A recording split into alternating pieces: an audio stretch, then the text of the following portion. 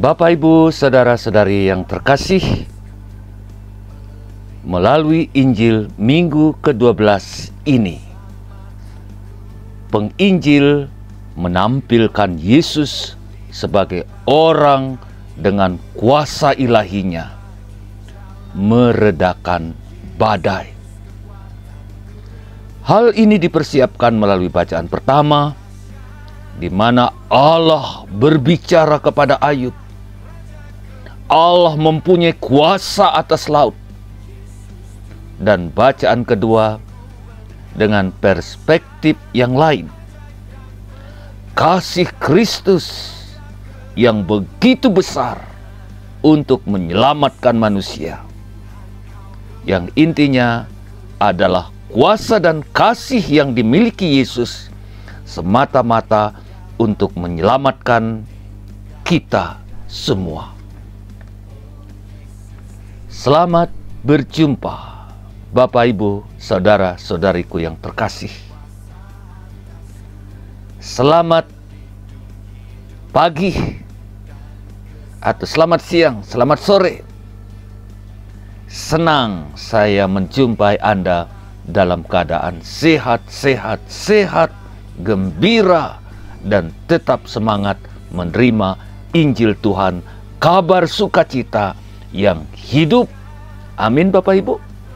Amin. Bapak, Ibu, saudara-saudariku terkasih, Santo Markus dalam Injilnya menceritakan bagaimana Yesus dan murid-muridnya ada di sebuah perahu. Saat itu terjadi badai topan yang sangat-sangat dahsyat, yang mencemaskan, membuat mereka takut.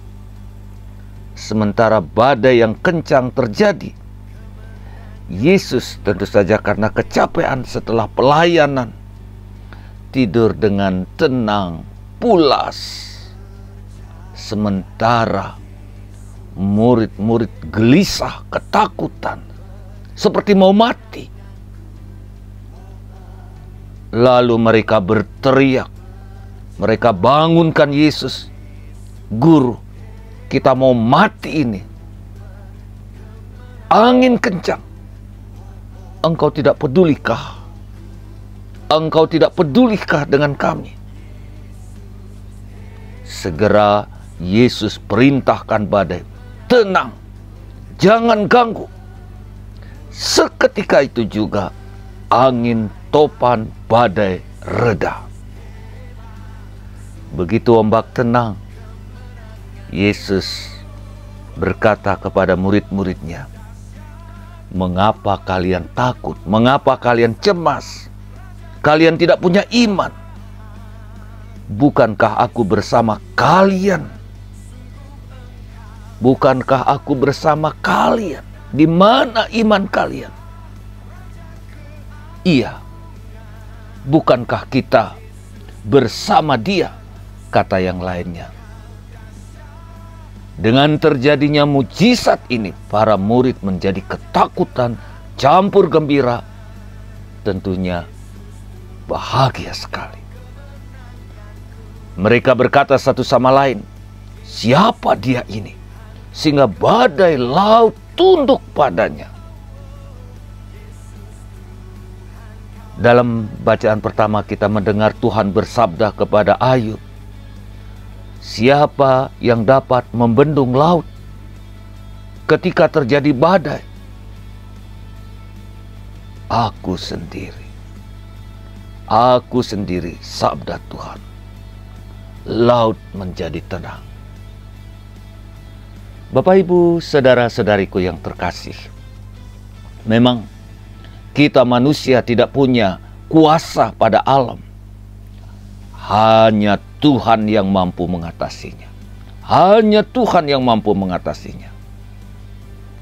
Seperti kita, ketika kita berhadapan dengan bahaya, dengan bencana, dengan badai, dengan COVID, kemana kita minta tolong? Kepada siapa lagi kita minta tolong? Kita harus berteriak kepada Yesus dengan penuh iman dan harapan seperti yang dilakukan oleh para murid. Guru, kami dalam bahaya, Kami ada musibah besar. Tolong kami. Apakah Engkau tidak peduli dengan kami? Dan kita harus katakan ini dengan iman. Percaya Tuhan akan melakukan keajaiban bagi kita. Amin. Amin. Nah, Bapak Ibu, dalam bacaan kedua, dengan ungkapan yang berbeda, tetapi intinya sama, Paulus mengungkapkan kepada umat di Korintus bahwa Kristus mati untuk kita. Dia menyelamatkan kita dari maut.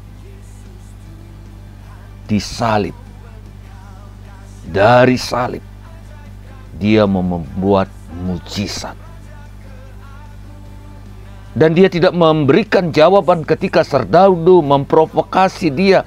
Jika engkau adalah raja orang Yahudi, selamatkanlah dirimu, selamatkanlah juga kami. Yesus no comment. Yesus tidak menjawab. Dan mereka lagi mengatakan, jika engkau anak Allah, turunlah dari salib. Yesus juga tidak turun dari salib. Dia tetap ada di salib. Dia tidak membuat mujizat untuk dirinya. Namun justru karena kasih-Nya yang begitu besar kepada kita, luar biasa, mengagumkan. Berkat kesetiaannya di salib dan berkat salibnya kita semua diselamatkan. Luar biasa Bapak Ibu, luar biasa.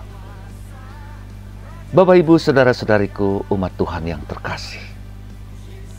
Yohanes mengatakan begini, karena begitu besarnya kasih Allah untuk kita, Ia mengasihi kita sampai rela mati di kayu salib. Itu yang merubah situasi kita. Paulus mengatakan kasih Kristus. Dia rela mati untuk menyelamatkan semua orang.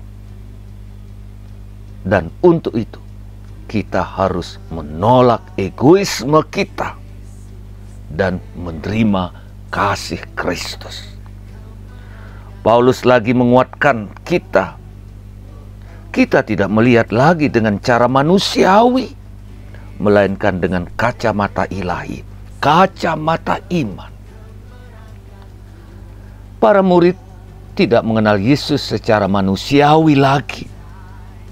Setelah kebangkitan, para murid mengenal Yesus secara baru. Tentu saja melalui proses. Sungguh yang baru telah datang. Percaya kepada Yesus menjadikan mereka ciptaan baru. Sungguh baru. Karena diciptakan baru berkat Roh Kudus. Dunia lama mereka kuburkan. Dan mereka menerima hidup dan lahir berkat kebangkitan Kristus.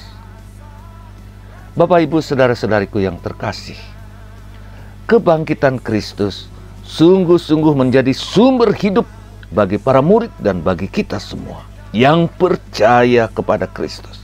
Inilah hidup baru. Kita meninggalkan hidup lama kita, hidup dosa kita. Kita diperbaharui berkat Roh Kudus yang diutus Yesus, yang memperbaharui hidup kita. Ketika kita dibaptis, Bapak Ibu, kita menjadi manusia baru. Berkat Roh Kudus, kita menjadi manusia baru. Bapak Ibu, saudara-saudariku yang terkasih, di dalam Ekaristi yang kita rayakan, berkat roti dan anggur yang tiada lain adalah berkat pengorbanan Kristus, hidup kita diperbaharui. Kita menjadi manusia baru. Roti yang kita terima menjadi roti kehidupan.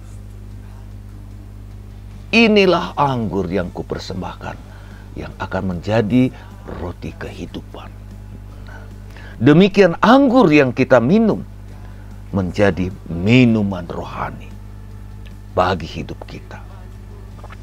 Dan Paulus menegaskan lagi, memberikan kesaksian, kami Kami tidak menilai lagi orang lain menurut ukuran manusia, pikiran manusia, kacamata manusia, melainkan dengan pikiran Allah, pikiran ilahi, pikiran yang datang dari Allah. Dalam Kristus kita menjadi manusia baru. Amin. Amin. Nah, Bapak Ibu, saudara-saudariku yang terkasih, semoga firman Tuhan hari ini dan permenungan kita membuat kita sungguh-sungguh menjadi manusia baru. Melihat orang lain dengan kacamata baru, mata hati yang baru, dan semangat yang baru. Nah, renungkanlah firman Tuhan hari ini, baca. Kemudian semoga permenungan ini, kasih Tuhan yang begitu indah bagi kita, meneguhkan kita, menumbuhkan iman kita. Amin Bapak Ibu. Amin. Terima kasih. Saya Romo Agus Inyoman Murtike, SPD Domus Batu. Dan semoga Tuhan memberkati Anda semua. Amin. Sungguh engkau